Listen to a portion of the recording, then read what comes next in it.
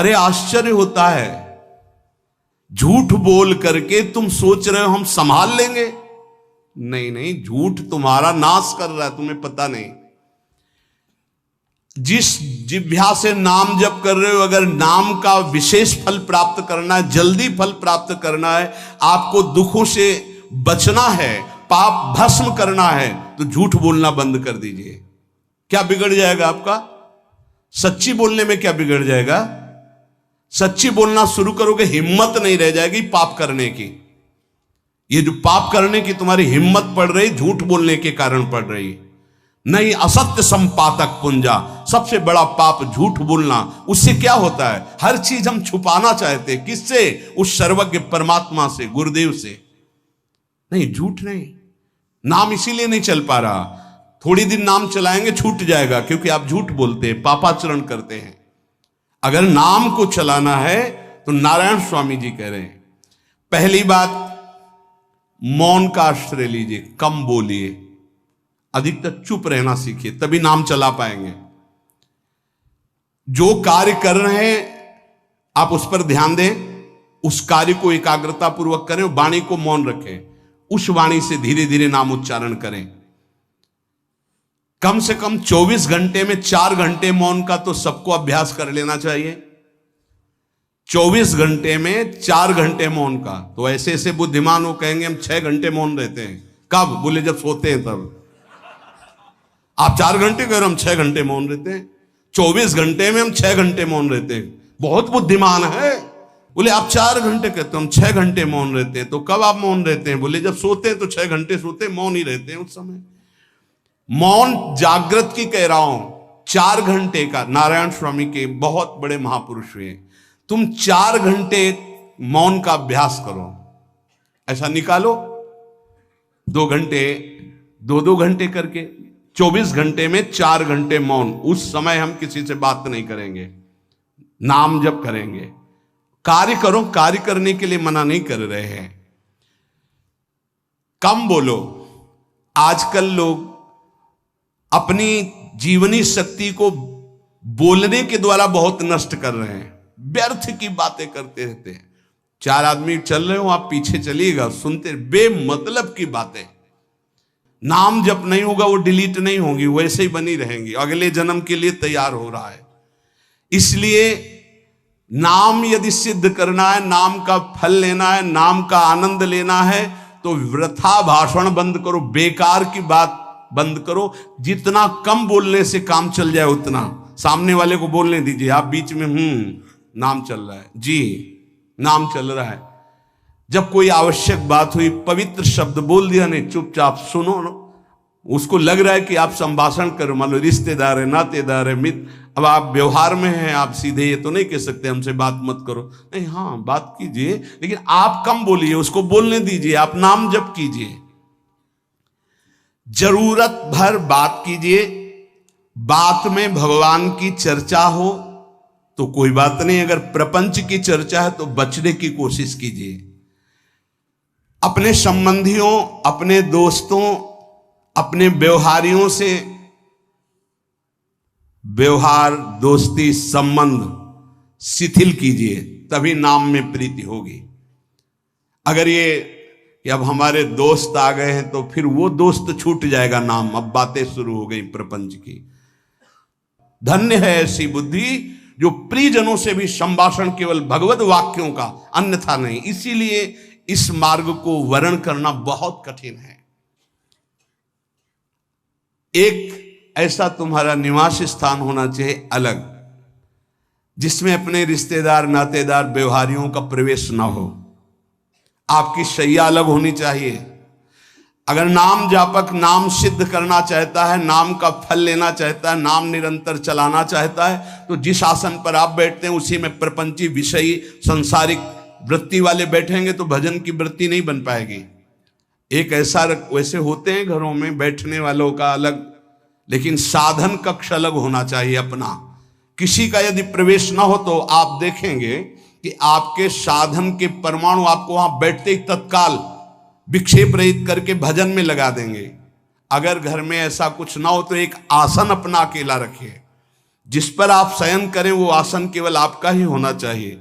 अगर वो सार्वजनिक बैठने के लिए ही है, ऐसी व्यवस्था नहीं, तो आसन समेट कर अपना अलग रख दीजिए और दूसरे आसनों पर बैठा लिए, फिर वो आसन हटाकर जब आप शयन करें तो आपका आसन होना चाहिए। इसका बहुत बड़ा प्रभाव पड़ेगा। कोई भी ऐसा दृश्य या पुस्तक ना पढ़ें जो वासनात्मक हो और प्रभु के नाम से आपको विमुख कर दे। अखबार आदि, समाचार आदि, ये हमारे चिंतन को नष्ट करते हैं। अगर नाम जप करना है, निरंतर नाम स्मृति बैठालनी है, एक घटना कई मिनट तक विक्षेप देती है। ऐसा हुआ, कैसे लोग हैं। अब उसमें तो समाचार ही हो रहे हैं, सैकड़ों बातें हो रही, पेपर है तो सैकड़ों बातें लिखी हैं, क्या क्या, अब वो सब दिमाग में भर गई। इतना व्यसन है किसी किसी को पेपर पढ़ने का, समाचार पत्र पढ़ने का, कि सुबह होते ही वो विरह में रहते हैं कि पेपर आ जाएगा। आया नहीं, और मिला तो ऐसी एकाग्रता से पढ़ते हैं जैसे वेदांत चिंतन करने वाला वेदांत चिंतन। चश्मा लगा, चाय रखी, ठंडी हो रही, उससे मतलब बीच बीच में चाय और चश्मा से और पूरे दिमाग में वही। अब क्या करेगा, जो पढ़ा है उसका चिंतन बनेगा, वही बोला जाएगा। अब जहां चार मिले तो तुम्हें पता है, उत्तर प्रदेश में ये हुआ, मध्य प्रदेश में ये हुआ, चर्चा दिमाग। नाम जापक पूज्य श्री नारायण स्वामी कह रहे हैं, अखबार पढ़ना, दुनिया भर के प्रपंच की जिसमें बातें हैं, ऐसे समाचार, ऐसे टेलीविजन देखना, ये तुम्हारे हृदय में नाम नहीं चलने देंगे, तुम्हारी स्फुरणा को गंदी कर देंगे, बेकार का वक्त खराब होगा।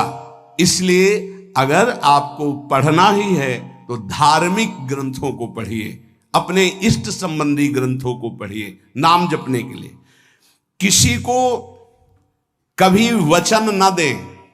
पांचवा, बहुत बहुत पॉइंट की बात करें, यदि आपने किसी को वचन दे दिया और पूरा नहीं किया तो भजन का फल वहां जाएगा, ध्यान रखना। यही हमसे सब त्रुटियां होती रहती है अपने लोगों से। जाओ आज से बाद वचन दे दिया, हम ऐसा नहीं करेंगे, नहीं करेंगे चाहे मर जाएं। और अपने लोग ऐसे फिसड्डी हैं कि शाम के वचन देते हैं और सुबह फिसल जाते हैं। 2-4 दिन बहुत चला, फिर फिसल जाते हैं। बोले कसम से आज से ऐसा नहीं करेंगे। तो आप इसको खिलवाड़ न समझें, आपके सुकृत नष्ट हो रहे हैं, वासना आपके सुकृतों को नष्ट कर रही।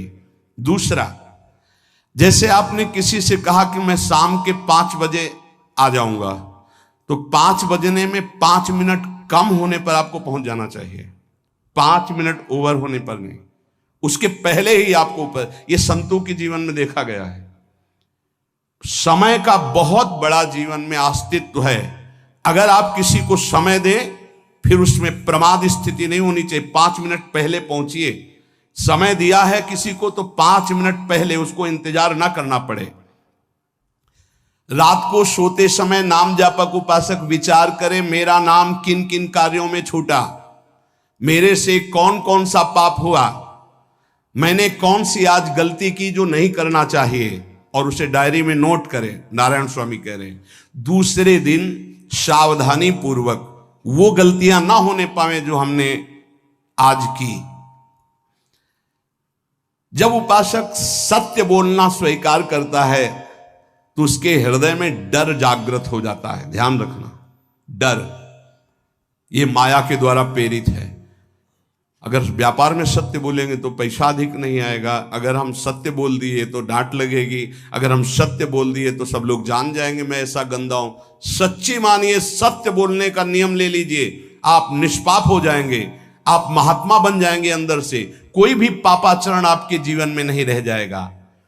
भगवान का नाम सत्य है, उस नाम को चलाने के लिए झूठ बोलने वाला नाम को कैसे चला सकता है। सत्य बोलने से यदि तुम्हारा नुकसान हो रहा है तो तुम सह जाइएगा। नारायण स्वामी कह रहे हैं उससे बड़ा लाभ आपको श्री भगवान प्रदान करेंगे। आप सत्य बोलिए। आजकल भगवान पर विश्वास नहीं, इसलिए झूठ पर विश्वास है। कलयुग की ऐसी प्रेरणा है कि सब झूठ बोलने लगे हैं। कोई डरता ही नहीं झूठ बोलने में, पूरा का पूरा। जैसे नहीं कहते कुछ तो सत्य होगा, ऐसे ऐसे महानुभाव हैं कि 100% झूठ बोल जाते हैं, 100%। धन्य है मोबाइल जो झूठ बुलाने में बहुत प्रवीण है, बहुत प्रवीण है। अरे भाई हम नहीं मिल सकते, आज हमारा मन नहीं है, खत्म खेल हो गया, सत्य बात है, नहीं मिल सकते आपसे, मत उठाओ फोन। अगर तुम्हें झूठे ही बोलना है तो फोन क्यों उठाओ? नहीं बोलेंगे, नहीं उठाएंगे तो समझ जाएगा कि उनकी रुचि नहीं। ये झूठ क्यों बोलना, सत्य बोलो। झूठ से यदि आप बच गए तो आपके जिह्वा पे नाम निरंतर चलने लगेगा। ये झूठ ही नाम नहीं चलने दे रहा। असत्य आचरण, छुपाने की वृत्ति, असत्य भाषण, ये नाम में प्रीति नहीं। किसी को भी फुसलाने के लिए झूठ मत बोलिए। सत्य बोलने का अभ्यास कर लिए तो पापी जीव भी महात्मा बन जाए। सत्य आवश्यक है। एक बड़े कागज पर ऐसी जगह लिख के रख लो जहां तुम उठते बैठते देखते हो कि मुझे सत्य बोलने का नियम लेना है, झूठ नहीं बोलना है। सत्य साधन कर लो, फिर देखो नाम कैसे चलता है। तपस्या, बड़े बड़े पुण्य, बड़े बड़े तीर्थ स्नान उतना पवित्र नहीं करेंगे जितना सत्य बोलने से होगा। पर बहुत कठिन है इस समय सत्य बोलना। मतलब बात बात पे असत्य का ही वर्ताव हो रहा है, असत्य का अच्छा, ये कोई संसारी आदमी में नहीं, कुछ ऐसे होंगे जो सत्य की वार्ता करते नहीं। प्रायः क्या जाता है, झूठ बोलने में बोल दिया और सामने वाला राजी हो गया, हम निकल गए। लेकिन सत्य ना होने के कारण आप में सत्य आचरण, सत्य स्वरूप भगवान का नाम, भगवान को कहा गया सत्य नारायण, वो नाम नहीं चलेगा। भजन करने का पहला साधन है सत्य बोलना, जबान से सत्य बोला जाए। और भजन की संख्या प्रारंभ में जरूर लेनी चाहिए। यदि 10 माला का नियम लिया, 20 माला का नियम लिया, तो उसे निर्वाह करो। जैसे यहां शरणागति मंत्र मिलता है तो 11 माला प्रारंभ में दी जाती कि आपको करना ही है, ज्यादा हो जाए वो ठीक, 11 से कम वो कभी जीवन में नहीं। अपने जीवन में गुरु आज्ञा 11 माला तो करनी है, हर समय करना है। पर ये मन थोड़े दिन तो नियम में चलेगा, इसके बाद छोड़ देगा। दीक्षा तब लेनी चाहिए जब गुरु आज्ञा पे चलने की हिम्मत हो, नहीं तो ऐसे ही नाम जपो करो। जब नियम मिल गया 11 माला तो चाहे प्राण निकल जाए, हमको 11 माला पूरे करने, प्राण निकलने तक गुरु आज्ञा का पालन करना है। यदि आप नाम जप अधिक मात्रा में नहीं करेंगे तो जो आपको नाम मिला है उसका फल आपको अनुभव में नहीं आएगा। क्यों? क्योंकि नाम का हिस्सेदारी होती है, भजन की हिस्सेदारी होती है। जैसे किसी ने प्रणाम किया, वो भजन लिया। गृहस्थी को इसीलिए मना किया कि रास्ते में परिक्रमा मार्ग में हलवा पूड़ी ये सब बट रहा है, हाथ मत फैलाओ। वो दान कर रहा है, सुकृत कर रहा है, और कोई दूसरे ले विरक्त आदि। आप अपने भूख मिटाने के लिए 4 रुपया के चना लेके भले पालो, लेकिन दूसरे के द्वारा दिया हुआ हलवा मत पाओ। यहां धाम आए हो, भगवत कमाई करने आए हो, यहां नाम जप करो, कष्ट सहकर परिक्रमा दो। हो सके 4 रुपए की वस्तु लेकर के आप पशु पक्षियों को पवा दो, किसी एक का पेट भर, तुम मत पाओ दूसरे का। तुम चाहो तो उपवास कर सकते हो या प्राण पोषण के लिए रूखा सूखा थोड़ा खा लो। ये दूसरे के आराम से धाम में हम आए 2-4 दिन खूब खाए पिए नहीं, भागीदारी हो जाएगी तुम्हारे पुण्यों की। वहां ऐसे फ्री नहीं है कुछ। भजन का भागीदार राजा भी होता है, जिसके राज्य में रह रहे हैं। जो अन्न देता है वो भजन का, जो वस्त्र देता है वो भजन। इसीलिए गृहस्थ को कहीं कुछ भी स्वीकार नहीं करना चाहिए, ये बहुत ध्यान रखिए। अगर आप कहीं तीर्थ साधु आश्रम कहीं जाते हैं, कोशिश कीजिए कि किसी से सेवा ना ले, और अगर सेवा ले तो उसके अनुसार फिर अर्थ दे दे। अगर आपने वहां भोजन पाया, पान पाया, तो उसके अनुसार सोच ले कि अगर हम इतना खरीदते तो कितने का मिलता, वो दे दिया तो आपका भजन बच गया। कभी आपको कोई प्रणाम नमस्कार करे, तत्काल बराबर प्रणाम करो।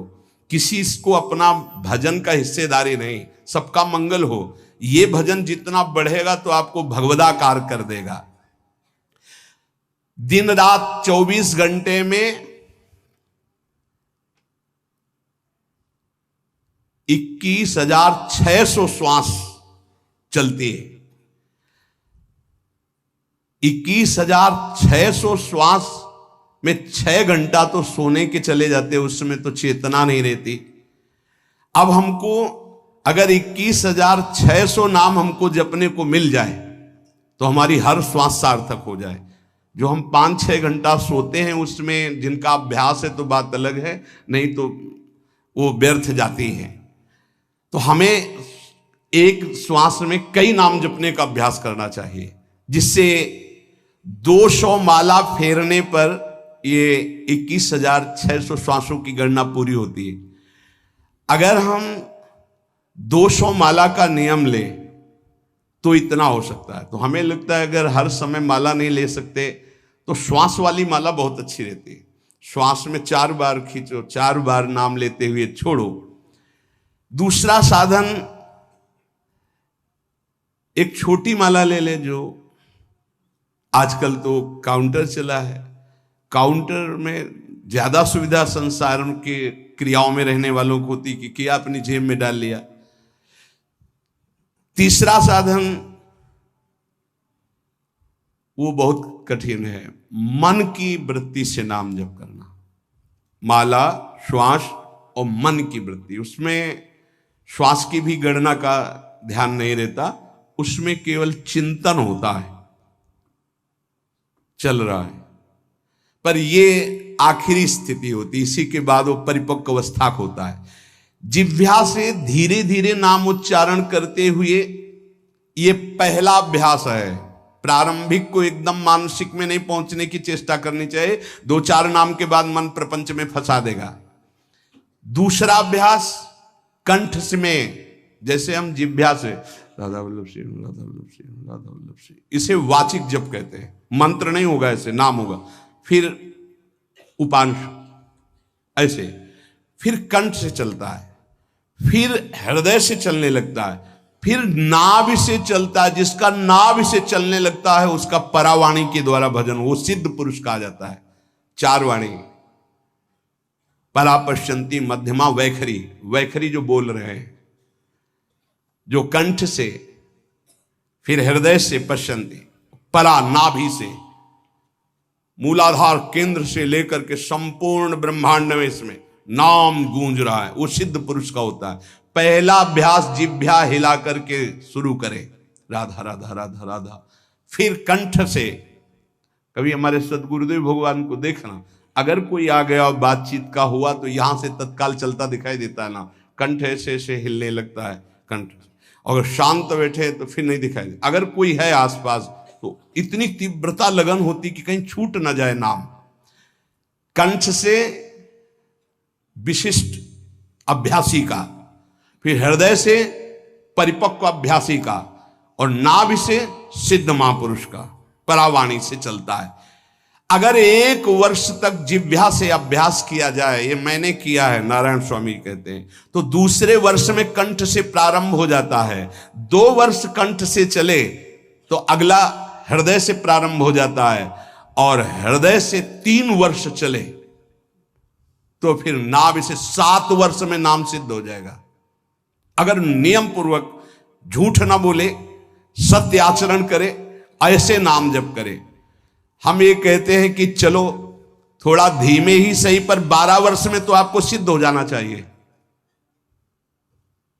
12 वर्ष, यहां बोले 30 वर्ष के 50 वर्ष हो गए साधन करते हो, ज्यों कहते हो कोई परिवर्तन नहीं। इसका मतलब अंदर से नाम नहीं चलाया जा रहा, नाम में रुचि नहीं। 12 वर्ष में तो भगवत साक्षात्कार करके जागृत स्वप्न सुषुप्ति अवस्था पर विजय प्राप्त कर लेता है साधक। ऐसा ही स्वामी जी ने किया। नारायण नारायण नारायण नारायण नारायण, ऐसी सिद्धावस्था हो गई थी। एक टाट की लंगोटी, एक रस्सी कमर में, बस।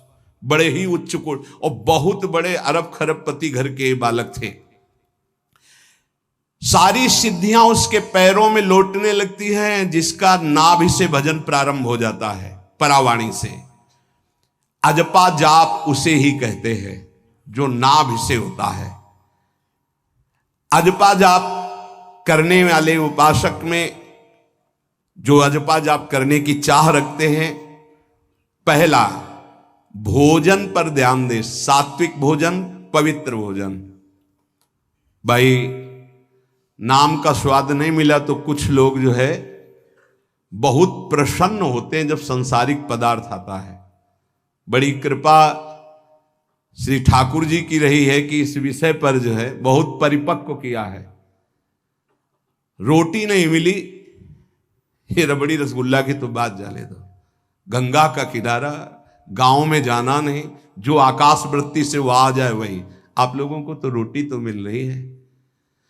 पहला नाम सिद्ध करने के लिए भोजन सात्विक और थोड़ा, अगर एक समय पाके निर्वाह कर लो तो अच्छा, नहीं तो 2 समय, 3 समय पाने का तो अधिकार ही नहीं साधक को। भगवान की बड़ी कृपा है, जब भूख थी तब था नहीं, और जब है तो भोजन नहीं पा सकते। वो बड़ा लीला बिहारी है। जब भूख थी तब भोजन नहीं, और जब भोजन है तो नियम कानून इसके लग गए हैं, ये इतना इतना। दूसरा, पहला भोजन पर पवित्र। देखो नाम जप के लिए बहुत आवश्यक है। यही जीवन है कि अगर आप नाम जप करने लगे तो हमारा बोलना, हमारा जीना सार्थक हो जाएगा। अगर नाम जप आपको करना है तो पवित्र भोजन होना चाहिए। 2 टाइम भोजन पाना है तो थोड़ा थोड़ा पाओ, पेट ना भरने पाए, ऐसा ना लगने की वजन बढ़ गया है। वजन बढ़ गया है तो भजन घट गया है, वजन घट गया तो भजन बढ़ गया है।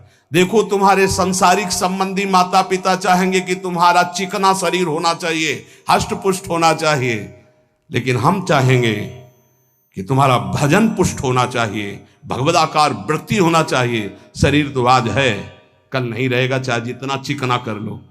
संसारिक माता पिता के प्यार में और गुरु के प्यार में यही अंतर है। वो आपके स्वरूप को पुष्ट करेगा तो शरीर तो अपने आप, मन प्रसन्न है तो वो स्वस्थ है, अस्वस्थ होने पर भी स्वस्थ है। अगर शरीर स्वस्थ है और काम वासना है, नाना प्रकार की चिंताएं, ये थोड़ी माता पिता दूर कर पाएंगे। वो तो तपस्या और साधना से ही दूर होती है, ध्यान रख लीजिए। अधिक भोजन पाना, शरीर को बहुत पुष्ट बलवान कर लेना, तो हर इंद्रियों को भोग देना पड़ेगा आपको। वो कोई तपस्वी होता है, जो तपस्वी होता है वो संयमी होता है, जो संयमी होता है उसके चर्बी नहीं होती, ध्यान रखना। युक्ताहार विहार से, प्राण पोषण के लिए केवल शरीर में अन्न जाए तब नाम में प्रीति होगी। खाते खाते अनेकों जन्म व्यतीत हो गए, वर्षों व्यतीत हो गए, अरे अब तो भजन कर लो, कहां तक खाओगे? ये नरक कुंड है, डाला विष्ठा बन गया। नींद, एक नियम बना लो कि इतना ही सोना है। पता नहीं सोने में कौन सा सुख, नींद में केवल एक बात का सुख होता है, आपका संसार का चिंतन नहीं होता, तो आप जो शांत रहते हैं वो सुख होता है, लेकिन वो तमोगुणी सुख है। अगर आप जागृत में संसार का चिंतन न होने दें और भगवत चिंतन कर रहे हैं तो आप महापुरुष हो जाएंगे। सो सो के जीवन क्यों बर्बाद करते हैं? एक टाइम रखिए सोने का, बस। ये कोई तुम्हारा सुख नहीं है, ये तमोगुणी सुख है। निद्रा आलस्य प्रमादोत्तम तत्तामस मुदाहृतम। और एक बात समझ लो, यद तज्ञे विषमी परिणामे अमृतोपमम। जिसमें विष जैसा शुरुआत में लगता है उसका परिणाम अमृत होता है, और जिसकी शुरुआत अमृत जैसी लगती है उसका परिणाम विष होता है। प्रातःकालीन उठ करके सत्संग में आना विष जैसा लगता है, लेकिन उठ के आ रहे हो तो इसका फल अमृत होगा।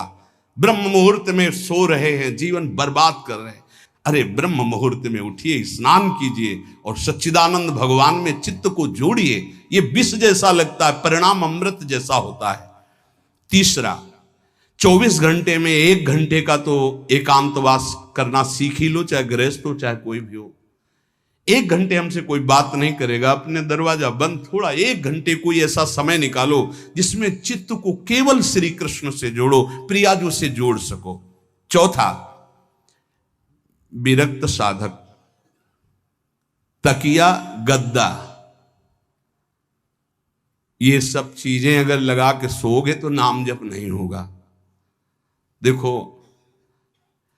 हितधाम में कुशासन और एक ईंट कुशासन के नीचे, सर्दी में ओढ़ने के जो हमारे कंबल थे वो आटे का बोरा बलराम जी ला के दे थे। जीवन को यदि आप कसौटी पे नहीं कसेंगे तो भजन नहीं होने वाला। अब तो शरीर रोग से ग्रसित है, आप चाहे जहां रखो चाहे जैसे रखो, प्रिया जो जाने। जब तक हमें भगवदाकार वृत्ति ना हो जाए तब तक विषयों को स्वीकार नहीं। ऐसे हैं साधक, बड़ा सुख मिलता है। एक ऐसे पड़ा हुआ है आसन, उनके कमरे में जाके देखिए, केवल आसन ही है। कितने ऐसे साधक राधा कीलकुंज में रहते जिनकी चटाई केवल है, न तकिया है, न गद्दा है, न कोई। उसी चटाई को ऐसे खड़ा कर दिया, बिछा लिया, बस उसी में पड़े, भोजन मिला पा लिया, ऐसे रह रहे हैं। कमरे में देखो जाके तो ऐसा लगेगा कि इसमें कोई रहता ही नहीं, कुछ है ही नहीं, केवल चटाई है। तकिया गद्दा विशेष विलासिता की वस्तुएं तो नाम जप नहीं होने वाला, ध्यान रखना। जहां पड़े आराम से नींद आ जाएगी, सो जाएंगे, और जब तो नींद उतनी आएगी जितनी आवश्यकता है। भजन का खजाना तिजोरी में रखें, कभी किसी से बताएं नहीं कि आपका भजन कितने माला कितना होता है। पूज्य नारायण स्वामी जी कह रहे हैं, भजन को खजाने में रखने का मतलब है लूटने वाले डाकू माया भेजती है, काम क्रोध लोभ मोह मद मत्सर आदि,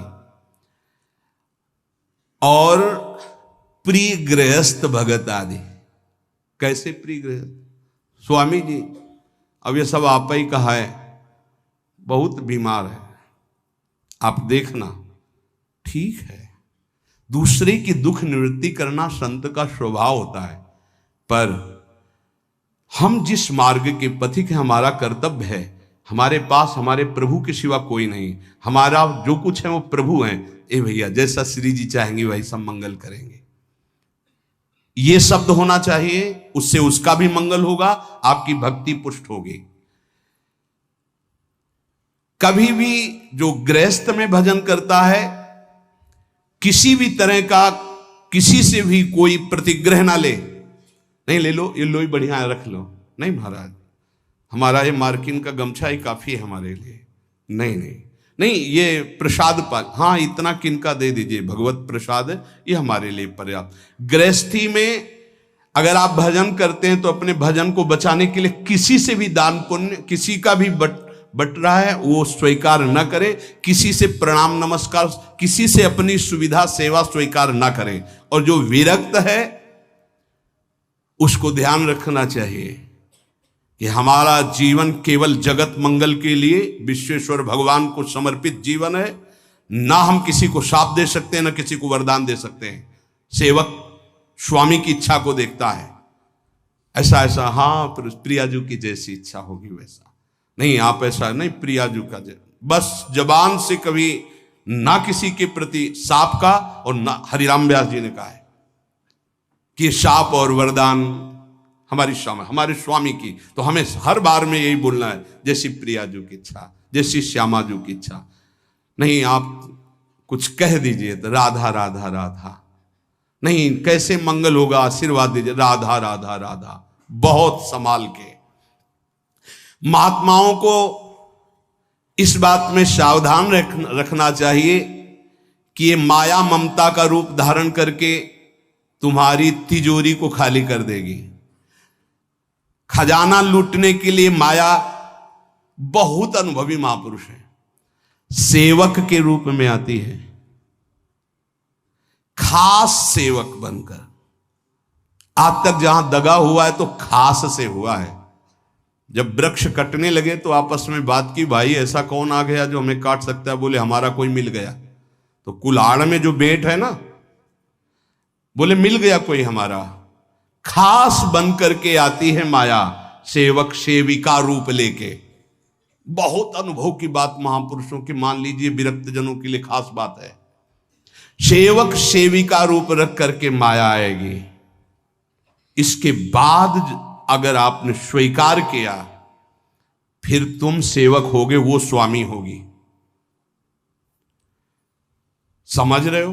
बहुत अंदर से इस बात को समझ लीजिए। अगर आपको भगवत प्राप्ति करनी है तो जब तक शरीर में श्वास रहे, सेवा मत स्वीकार करना किसी की। कपड़ा धुलाना, खाना पीना, भीख मांग के खाओ, भिक्षा अन्न, या आकाशवृत्ति से जियो। जैसे मना, ना कपड़ा धो पाओ तो उतने पहनो जितना धो पाओ। किसी को अपनी सेवा में प्रवेश मत होने दो। अपने शरीर की सेवा, अपने जीवन की सेवा जब तक श्वास है तब तक स्वयं करो, नहीं तो तब लग जोगी जगत गुरु, जब लग रहे निराश, जब आशा मन में भई, जब गुरु और जोगी दास। इसलिए होश में परमार्थ के पथिक को कभी किसी की सेवा नहीं लेनी चाहिए, कभी किसी को सेवक नहीं बनाना चाहिए। भगवत भाव से नेकी कर दरिया में डाल, उपदेश दे दिया चल अपने मार्ग में। जीवन की ये बात हमारी अनुभव की मान लीजिए। अगर निर्विघ्न पंथ निर्वाह करना है तो कभी किसी को यहां सेवक न बनाया जाए। सेवक सेविका के रूप में स्वीकार करने वाले साधु का हृदय आग की तरह जलने लगता है, जो जिंदगी भर निश्चिंत और निर्भय रहा।